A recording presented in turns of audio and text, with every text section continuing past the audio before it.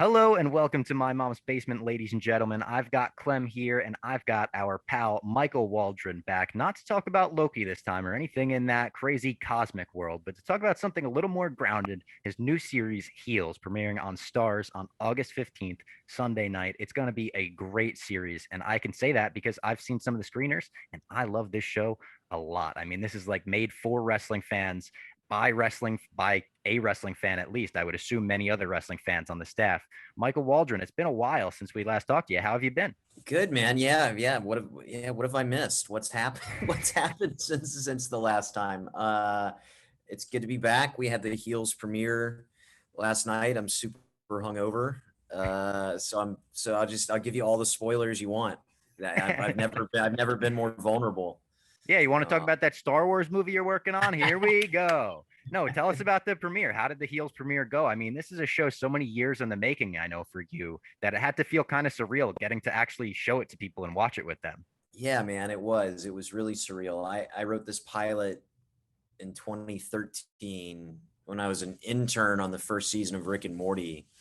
Um, and so yeah, it's been such a long journey with many different iterations, and then the pandemic, to actually shoot any show or shoot anything during the pandemic is crazy, but something that's physical, where it's like literally a big part of the show is like you gotta grapple, you gotta be up close. Like it's such an achievement. So many people had to work so hard for so long. So yeah, it was surreal to be there. It was cool to get to have a premiere. We didn't get to do one for Loki, and so to get to see everybody and do all the Hollywood shit is fun, and but really just like watch the episode with an audience and like a big awesome sound system, and see like, all right, what's popping, what jokes did I insist on that fall flat. I'm like, shit, okay, that wasn't funny. uh but it was fun, man. It was a blast. All right, Waldron, listen. The last time you were on this podcast, we were like, all right, let's see what this guy's all about. We got a big Marvel series coming up. Since then, you've become the internet darling. Like every single week where a Marvel series is thriving, everyone loves the writer or the actress, the actor, everything above. You've now hit that. You now are, I mean, I've been in this basement every single week. I learned I have to like take a seat behind Dana White because that's like Robbie's love. Now you're coming in for a Marvel series and now a wrestling series. So now I have to go behind you as well. I'm third on the totem pole, my own like show that I co-host. This is bullshit. And you also said before we started, you said you're gonna have your He Who Remains moment where you go from being still drunk from the night before to hungover. So that's just gonna make you more like loved by the stoolies. So it kind of pisses me off. But I gotta ask this since this is a wrestling, we're gonna be dealing with wrestling, and this is gonna kind of just depend how much I'm gonna like live being third on the totem pole behind you. Growing up, WWF, WCW, and don't give me WWE. I'm talking old school. You're a little older like I am, so you grew up with the WWF before it became the WWE. I mean, I watched them both, but I guess I would have to say I prioritize WCW. I was a WCW guy. I was Wow. I was Poor. You were poor, is what you're telling us. yeah, from the South. No, I loved Sting. Sting was my favorite. I was and I just the NWO storyline, I was the right age where like the Hogan Sting feud was just that was like, it was so awesome. And I was like, I don't know, I was like 10 or 11 or whatever when that was happening. So that was my favorite thing in the world, because I love Sting even when he was like bleach blonde surfer Sting. And then the fact that he became this crazy, anti-hero savior of the WCW was really amazing. Like that, I I like I think about what Hulk Hogan did turning heel like that. Like what a bold, risky choice by him to have, because like I mean he was such the eat your vegetables, say your prayer. Like I had the wrestling boot traveling band uh album that he put out. Yeah. Like Yep. remember that shit, Hulkster in Heaven, Oh and yeah, he's got the guitar, the American flag guitar. He's playing oh in the music man, videos. I know. Yeah, those are some good songs. Uh, and to be so beloved, and I just think about that, to be like, all right, I'm gonna turn heel. And I'm not just gonna turn heel. It wasn't he became a bad, he like became a Ric Flair heel, where he was a coward. He was like, it's like the good, like Sting would drop down from the rafters and Hogan was running away. He was like, he was doing the like, oh shit, I'm scared. Like he was a craven kind of bad guy. And that's just, I don't know. I looking back, I really respect that. I went to a Monday Night Nitro event before Sting officially wrestled Hogan at Starcade and won the belt off of him. And I think the reason WCW failed, and I love WWF as well, WCW, they got into such a terrible habit of, right as the coolest thing was happening at the end of Nitro, they would just cut to black. It would be Tony Schiavone be like, "We'll see you next week," and it's like Sting's dropped down from the rafters. He's about to fight the whole NWO. I'm like, what the fuck? Like Yeah. that's what I want. But one time I was at a Nitro match, and I guess I saw what happened after that, and like they did a full match, like Yeah, the he dark wrestled match. the dark match and pinned him, and I was like, that blew my mind. Anyways, yeah, I love Sting, but in the WWF, like Shawn Michaels was my guy. I mean, I was just as plugged into that. I just think that I was a little more captured by the NWO storyline. That's fair. I grew up a WWF guy personally. I kind of, and I don't know about you. So a rich guy. Yeah, rich guy. I'm from Yeah, the big city here. I'm in New York. What am I doing here? Yeah, yeah. Your ivory tower, watching the Undertaker. Yeah, I see how it is. I grew up with in Hulkamania. I didn't, eat my vitamins, say my prayers, but I love that dude with all my heart. And when he left, I left. And that's the funny thing about wrestling. I think you could come and go as you please. I'm out of wrestling now, but I have kids and I hope to get back in. Robbie and I talk about that a lot on the pod about what'll do it. So the NWO storyline, I don't think people who weren't around for it just don't know. Like that changed the entire game, and it's like one of those like huge moments, and it's run by heels, right? It's like the Outsiders and Hulk Hogan, and that's why when I saw just the name of the show, heels, I was like, the heels are what make the world go around, the wrestling world go around, right? Totally. I mean, what a like subversive television twist that was for it's like The Sopranos did not exist then, but like here you are on TV, this ongoing soap opera, like Hulk Hogan coming out and leg dropping Randy Savage, like that is the Red Wedding. Yeah. Like it really is. It's just you can't believe it. Bobby Heenan's like, oh, I knew it. Yeah. I knew it. You know what's so funny about that is my brother was such a WWF guy at the time, so he wasn't watching the WCW pay-per-views. He wasn't watching Bash at the Beach, and he said he actually found out that Hogan turned heel on the news the next morning. Like the news was covering the fact that like Hulk Hogan, wrestling superstar, now a bad guy. He actually leg dropped Randy Savage last night because it was such a cultural zeitgeist thing of like, what in the world is it? Like up is down, left is right. Hulk Hogan's a bad guy. Yeah. What is that? What is that universe? My parents, they were very supportive of my wrestling passion, but they would not buy the pay-per-views because we were poor. So, but back in the day, it's like when there were a million channels and we had satellite or something, you could just like go to channel 1000. And I just, in the way some people watch scrambled porn, I watch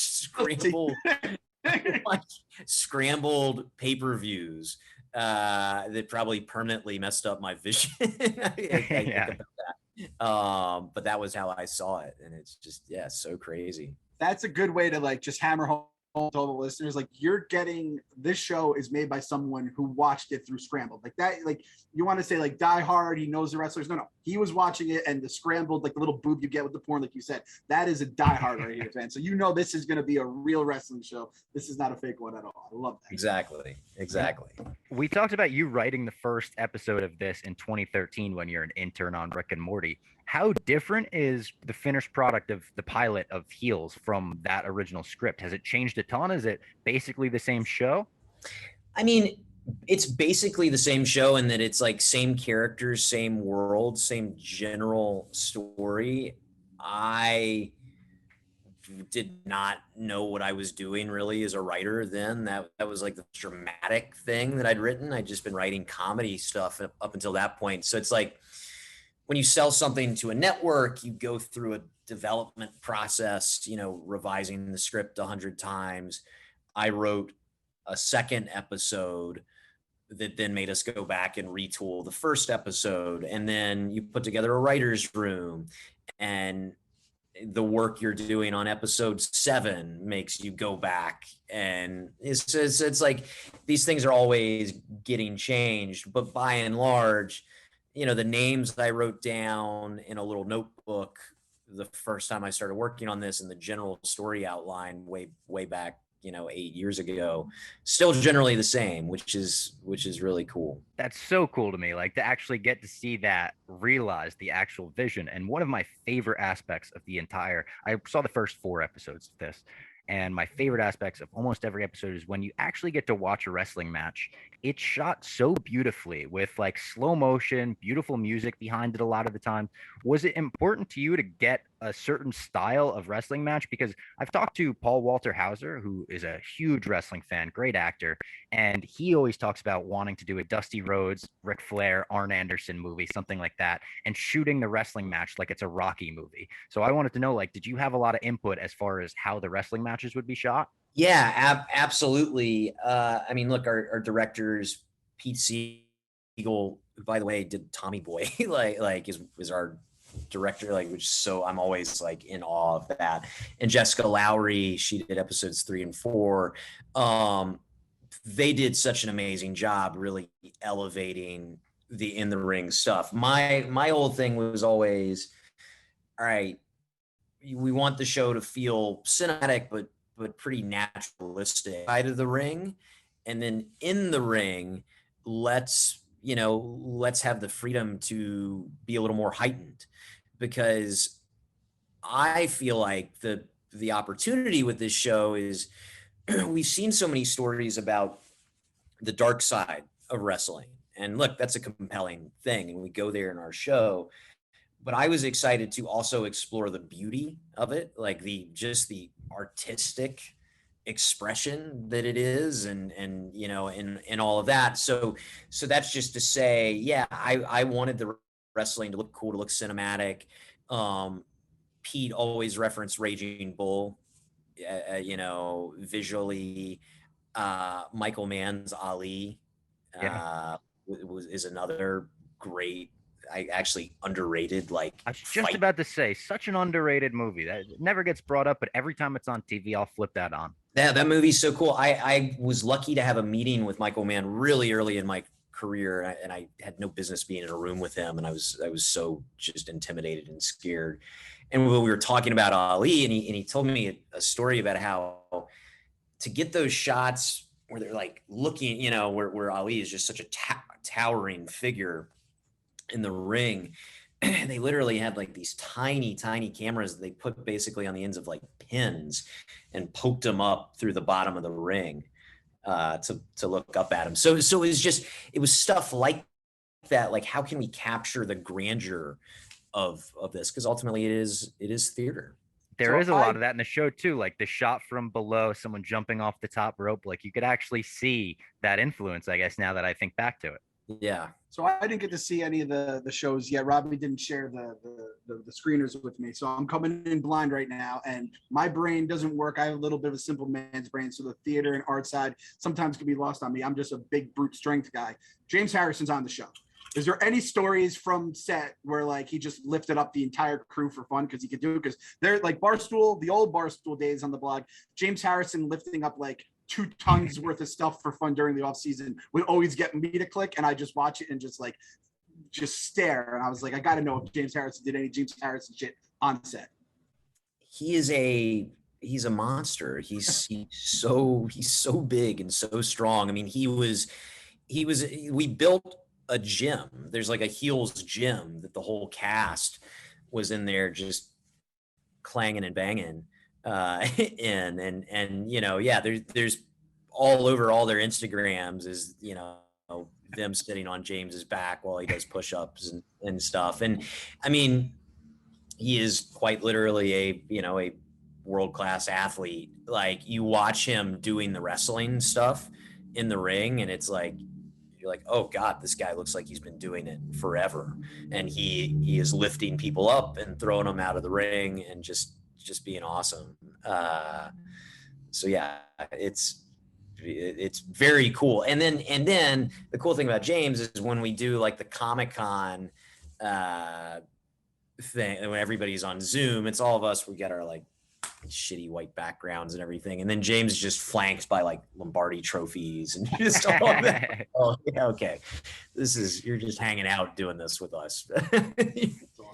If you can take one moment or storyline from wrestling history that actually happened, like you were just describing the Hulk Hogan Sting storyline, like I feel like a writer describes things. You were laying that out so beautifully. If you could take one thing that actually happened and make it into a movie or television show, have you ever had an idea like that where you're like, oh, that would be great? Like, I always look at the Montreal Screwjob, which is so easy, but if you could do a real movie right about that, I feel like it'd be incredible. Yeah, I mean, that one certainly is interesting, especially just because Shawn Michaels and Bret Hart are such fascinating characters. I mean, everything, Vince McMahon, you could probably pick any story from his life and career, and that would be a great movie. And in fact, I feel like that movie might very well be in development, or versions of it.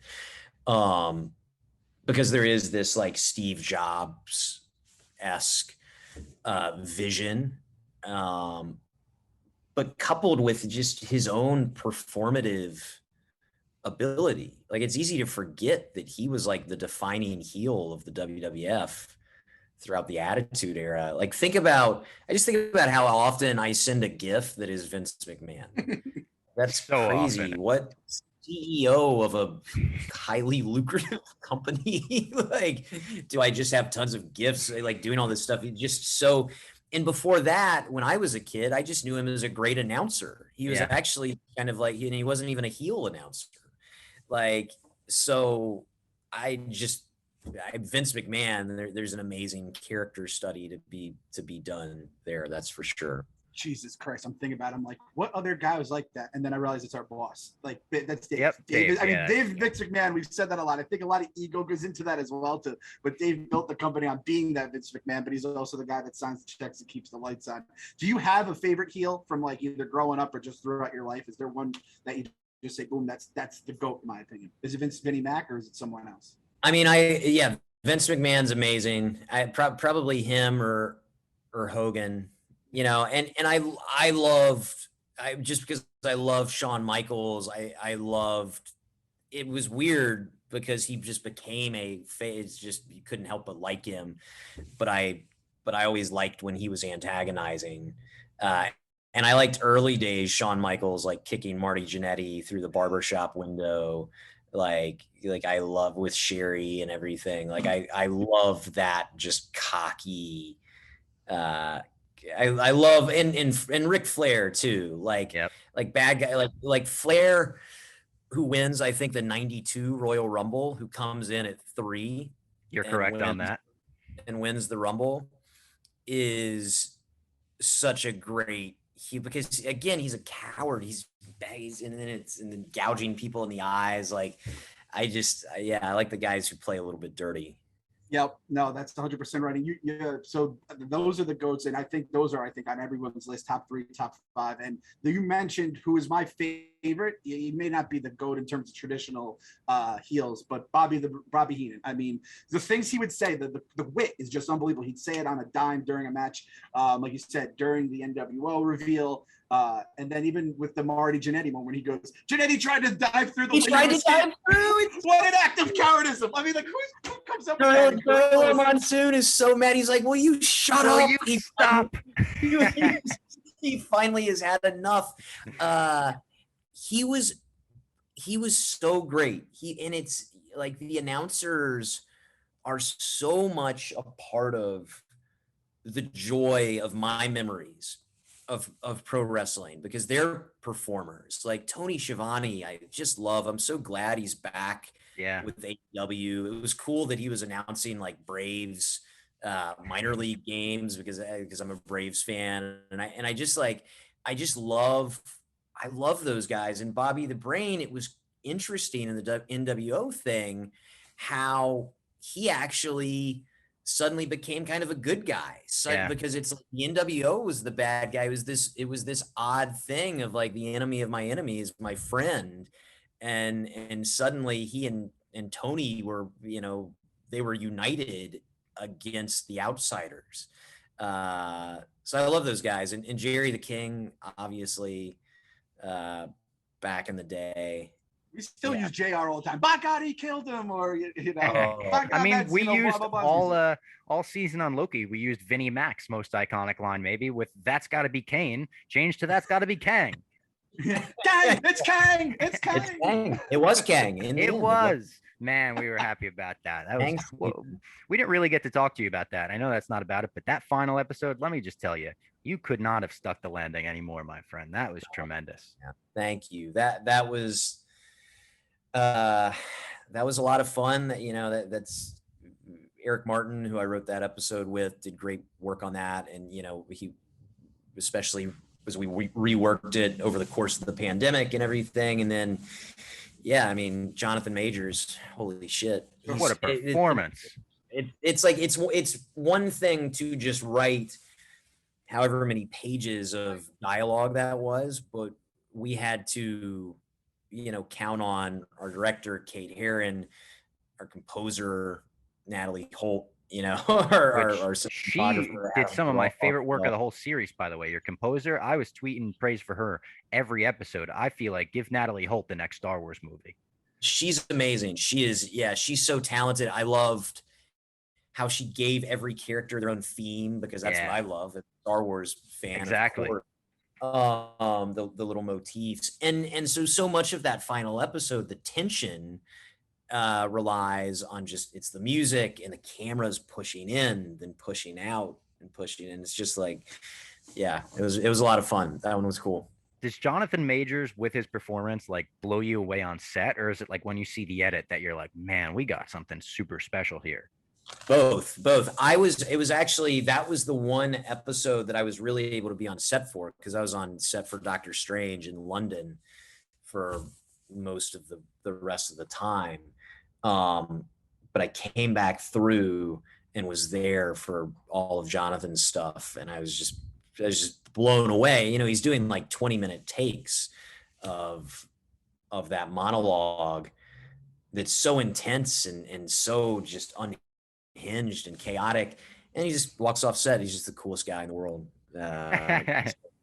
It'd be hard for me as such a Marvel fan to disconnect that. When someone yells cut, I would still be afraid of him a little bit. I'd be like, all right, Jonathan, make sure you get out of that method acting or whatever you're doing to get into He Who Remains before you come over here. He's a really talented guy. We were lucky. We really put a lot on his shoulders in that finale, and Tom and Sophia too. And it was just as bold of a choice by them to just have a finale where a lot of it is reacting to this information, processing, and then having to make their way through a very difficult decision. And they do such a great job. And I think part of why the episode works is the audience is really with them in those moments. So the cast crushes it. I have to ask this. Usual. I don't know if I missed it when I just had to hop off for a sec, but as that show keeps growing and growing, and it's everyone seems to be loving Loki, are you also being like, crap, it's like the Game of Thrones paradox? It's like, I gotta nail the landing, just the end game as well. Did you just get nervous? Did you just flee the country and being like, I'm gonna turn off the internet for 48 hours and not listen to a word that comes out? I literally did flee the country. I was out of the country when the finale premiered. I think I was in Spain. And I did. There was the weird thing of like every week it was like, oh man, people like this thing.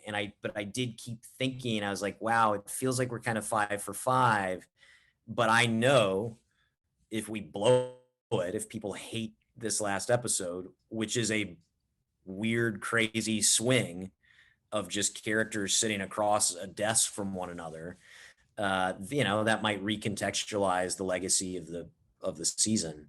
But fortunately it didn't. Home and I ran run. up a big internet roaming bill, just like we're saying. All right, Michael, this has been great. Always a pleasure having you on the show. I can't wait for people to watch Heels. I genuinely think if you're not a wrestling fan, this will make you appreciate wrestling a little more. And if you are a wrestling fan, you're going to be like, finally, someone kind of got this right. And they're telling our story with respect. And obviously, it's from the perspective of a fan. I could not be more of a fan. I could not wait to see the final half of this season, because now I feel like, yeah, I got to see the first 4 episodes, but now I'm on a friggin' cliffhanger for the next 4 weeks. Thanks, man. I really appreciate it. Yeah. Watch it on Starz, or watch it scrambled, I guess.